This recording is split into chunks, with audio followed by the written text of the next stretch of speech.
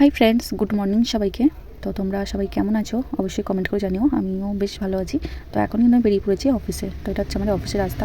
আর অফিসে এসে আমার প্রচণ্ড খিদা পেয়ে গেছিলো, কেন আজকে বাড়িতে কিছু খেয়ে আসিনি, তাই আমি এখানে কচুরি আর স্লাইস নিয়ে নিয়েছি। তো সেটা আমি এখানে ঠাকুমার ঝুলি দেখতে দেখতে খাচ্ছিলাম।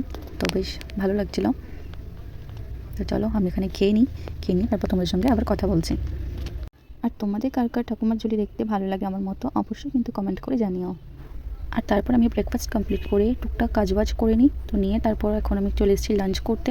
আর আজকে কিন্তু লাঞ্চে মা আমাকে দিয়েছে বেগুন ভাজা, ভাত আর ডিমের কারি। তো তারপর লাঞ্চ করে সন্ধ্যাবেলা এখন বেরিয়ে প্রচণ্ড খিদে পেয়েছিলো, তো তার জন্য আমি এখানে নিয়েছি দই ফুচকা, আমি আমার একটা ফ্রেন্ড।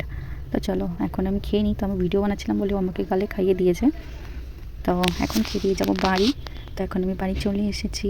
আর তোমাদেরকে সবাইকে টাটা, এমা টাটা না, তারপর দেখো আমার জন্য সারপ্রাইজ ওয়েট করছিলো।